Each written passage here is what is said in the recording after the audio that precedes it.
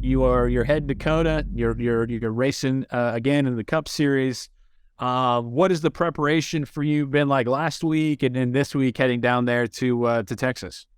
Yeah, no, it's been interesting so far just to try to get just as much information as possible. I watched the full race from last year again yesterday, and did an iRacing race last night with the NASCAR next gen car, which was really fun.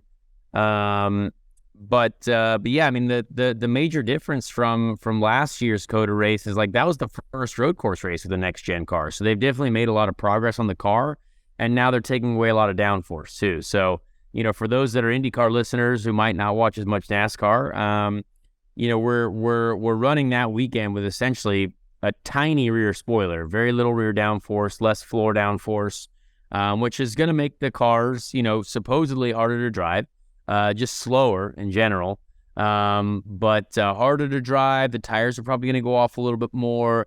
And this is the first NASCAR race since I think 2016 where there's no stage caution. So there's no staged yellows. That's for some reason, that's still a lot of open wheel fans sometimes come after me and just like go at NASCAR's throat for having stage racing. I'm like, I actually like it. I think it's very creative. But this will be a true NASCAR race where there are no, staged yellows. You could have a strategy play, pit early, maybe get a yellow in the middle, do a little Dale Coyne Racing magic strategy type stuff. So yeah, there's a lot of elements to this race that will be different. So it'll be very interesting. You've got Kimi Raikkonen, Jenson Button, Jordan Taylor, me. I mean, it's very, very cool. A bit of spice in the field. You know what I mean? And Sure. I can't wait to race against those guys. Honestly, I think we'll probably be in the garages next to each other because obviously we're all like, we're all one-timers or very few race season folk. So that'll be cool. I know Jensen. I don't know Kimi at all. I assume he'll look at me as if I, won a charity raffle to be there, like I tweeted about.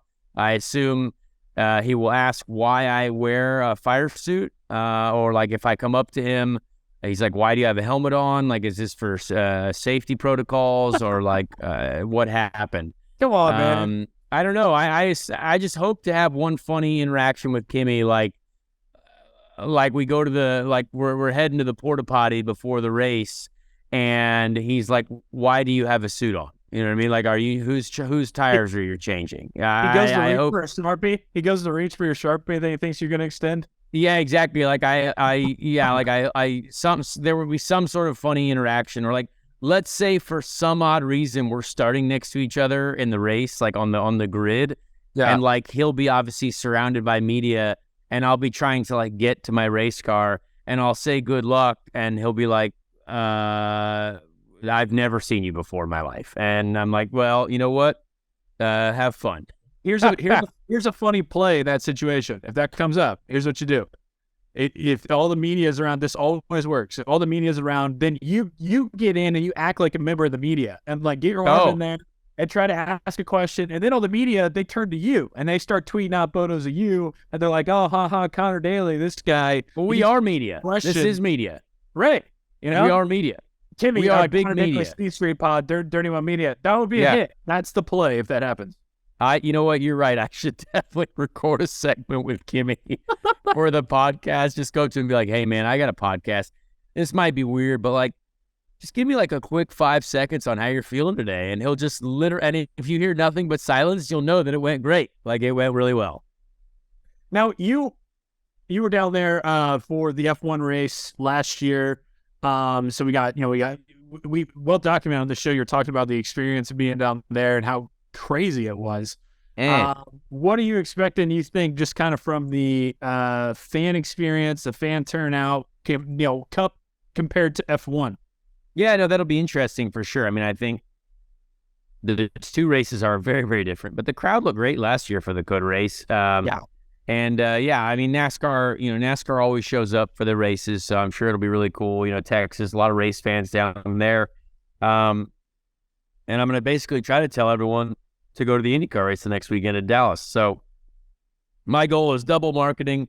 the Texas two-step is what it's being called. We're going to actually be doing some cool giveaways through BitNile as well. So stay tuned if you're listening through that. Might be some ways to win some cool stuff through our partner, bitnile.com. But yeah, I'm excited to just see the event. Apparently, I'm staying in an RV there. I've been told the team has rented me an RV of sorts.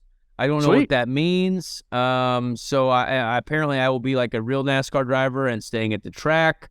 Because realistically, Austin's kind of tough. Like you have to stay like 20, 30 minutes away from the track if you want a decent hotel. So it'll be interesting. It'll be fun. I hope we get the practice on Friday in. It looks a little rainy right now, but hopefully that goes away. But it's going to be a hot one. So we're prepared. I've done some laps on the static Chevy simulator. We did some iRacing last night. Tried to get some talk to AJ Allmendinger on the phone yesterday for like 25 minutes on a few different things there. And obviously he was about to win that race before he got absolutely sent like a rocket launcher off the track by Ross Chastain on the last lap.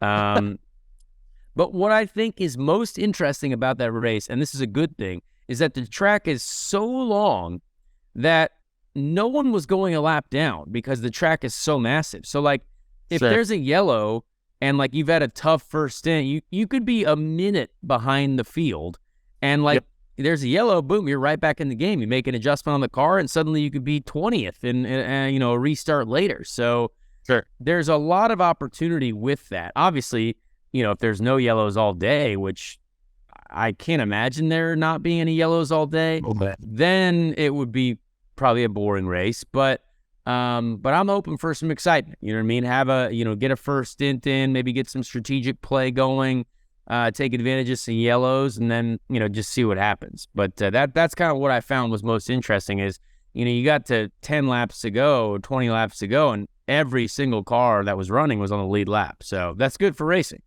For sure. Now, this is going to be your third Cup Series race, right? Yes. Are you like, have you felt the progression just naturally, just getting that experience behind the wheel in the car?